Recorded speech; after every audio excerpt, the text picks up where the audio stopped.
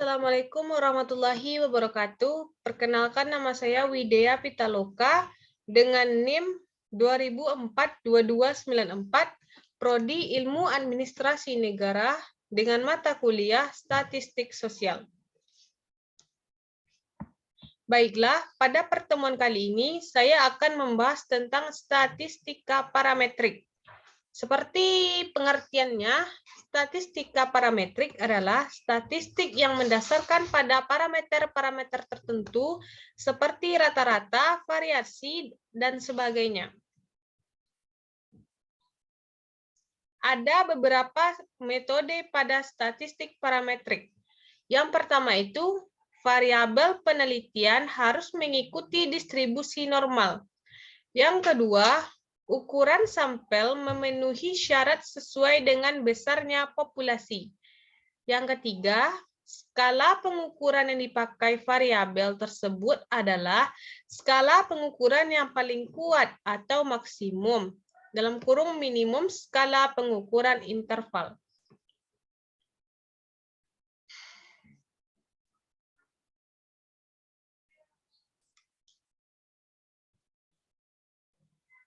Adapun berbagai unsur-unsur dari statistik parametrik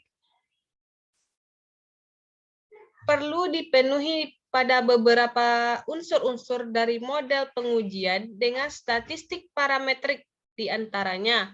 Yang pertama, objek pengamatan harus saling independen.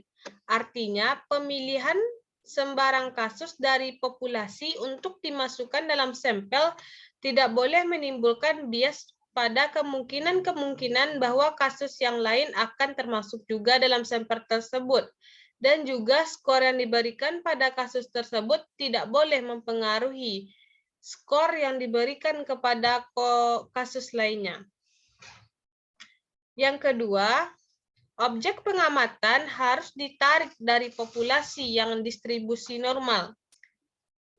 Untuk yang ketiga, populasi-populasi di mana subjek pengamatan ditarik harus memiliki varian yang sama. Dan yang keempat, variabel-variabel yang terlibat harus setidaknya dalam skala interval sehingga memungkinkan digunakannya penanganan secara ilmu hitung terhadap skor-skor atau menambah, membagi, menemukan rata-rata tersebut. Nah, yang terakhir, rata-rata populasi normal dan bervarian sama itu harus juga merupakan kombinasi linear dari efek-efek yang ditimbulkan. Artinya, efek-efek itu harus bersifat penjumlahan atau khusus dalam analisis varians atau UGF. Selanjutnya, kita masuk kepada statistika non-parametrik. Seperti pengertiannya, statistika non-parametrik ini adalah statistik yang bebas sebaran. Artinya dapat digunakan untuk segala macam sebaran atau distribusi.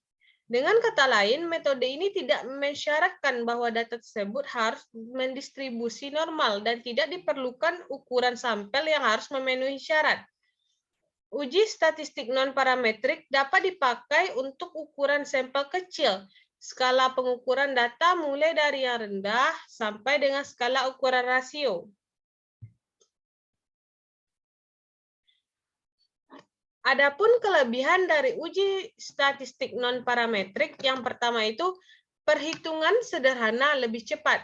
Yang kedua, jika ukuran sampelnya kecil, misal N sama dengan 6, meskipun distribusi populasi diketahui, uji statistik yang bisa dipakai adalah uji statistik non-parametrik. Yang ketiga, uji ini tidak memerlukan asumsi kenormalan. Yang keempat, uji ini dapat dipakai untuk semua jenis skala pengukuran. Dan yang terakhir, nilai peluang hasil analisis dapat diperoleh dengan pasti. Kelemahan uji statistik non-parametrik. Yang pertama, jika asumsi statistik parametrik terpenuhi, misalnya ukuran sampel cukup besar, asumsi variabel mendistribusikan normal terpenuhi, dan skala pengukuran interval, maka hasil uji statistik non-parametrik akan lebih lemah dibandingkan jika memakai uji statistik parametrik. Kelemahan ini dapat dilihat dari power efisiensi yang dihasilkan dari masing-masing uji. Untuk yang kedua, uji statistik non-parametrik tidak bisa melakukan uji interaksi antara variabel seperti dalam desain eksperimen. Yang ketiga, tidak memanfaatkan semua informasi dari sampel atau tidak efisien. Namun kelemahan ini dapat diperbaiki dengan menambahkan ukuran sampel. Yang keempat, statistik non-parametrik tidak dapat digunakan untuk peramalan atau prediksi, ataupun dugaan atau estimasi. Baiklah teman-teman sekalian, cukup sekian yang saya sampaikan untuk hari ini. Terima kasih atas partisipasinya. Wabillahi taufiq wal hidayah. Wassalamualaikum warahmatullahi wabarakatuh.